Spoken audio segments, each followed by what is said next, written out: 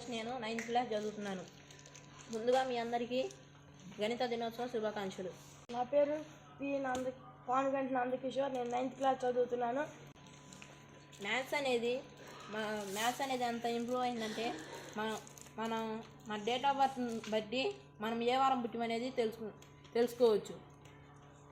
ముందుగా మనకి తెలుసుకోవడానికి నెలలకి, శతాబ్దాలకి, రోజులకి కొన్ని కోడ్స్ ఇచ్చారు. ఇక్కడ చూసుకున్నట్టే జనవరి కోడ్ 1, ఫిబ్రవరి కోడ్ 4, మార్చ్ కోడ్ 4, అలా అన్నిటికీ కోడ్లు ఉన్నాయి. తర్వాత శతాబ్దాలకి కోడ్లు 1500కి 0, 1600కి 6, 1700కి 4, 1800కి 2, 1900కి 0, 2000కి 6. రోజులకైతే శనివారానికి 0, ఆదివారానికి 1, సోమవారానికి 2, మంగళవారానికి 3, బుధవారానికి 4, గురువారానికి 5, శుక్రవారానికి 6. దీన్ని బట్టి మీలో ఎవరైనా డేట్ ఆఫ్ బర్త్ చెప్తే దాన్ని నేను మీరు ఏ వారం పుట్టారో కనుక్కుంటాను. చెప్పు. ముందుగా మనం రోజు చేసుకోవాలి. జూన్ కోడ్ ఎంత ఉంది? 0, 12.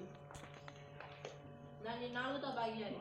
4తో ఎందుకు భాగియాలంటే ప్రతి 4 సంవత్సరాలకు ఒకసారి లీవ్ సంవత్సరం వస్తుంది.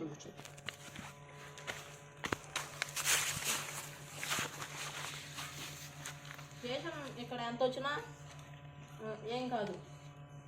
ఇటే వచ్చిన దాన్ని వేసుకొని సెంచురీ కోడ్ 2000 సెంచురీ కాబట్టి 2000కి 6. వీటన్నిటిని ఇప్పుడు కూడాలి. 3, 5, 8, 10, 13, 13, 13, 6, 19.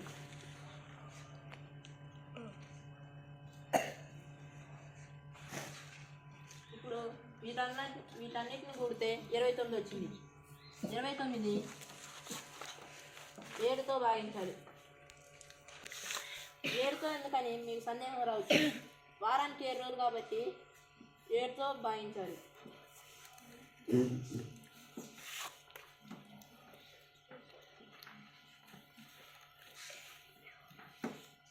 ఇప్పుడు శేషం ఎంత వచ్చిందో ఇప్పుడు 1 ఏ వారానికి ఉంది? సండే.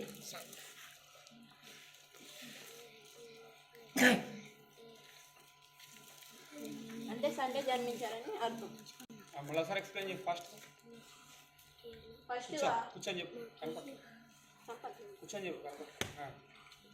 ఫస్ట్ మనం పుట్టినరోజుని వేసుకోవాలి. తర్వాత నెలకోడ్ ఎంత ఉంటే అంత వేసుకోవాలి.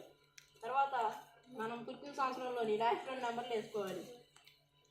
తర్వాత మనం పుట్టిన సంవత్సరంలో లాస్ట్ 2 నెంబర్లతో 12ని 4 ఇప్పుడు ఎంత వస్తే 4తో చేయాలి. 4తో ఎందుకు చేయాలంటే ప్రతి 4 సంవత్సరాలకు ఒకసారి లీవ్ సంవత్సరం వస్తుంది కాబట్టి.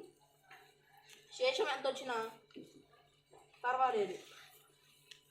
ఇది పక్కన వచ్చిందని వేసుకొని సెంచురీ కోడ్ 2000 సెంచురీ ఎంత ఆడ సెంచురీ ఎంత ఉంటుందో కోడ్ వేసుకొని వీటన్నిటిని కూడాలి.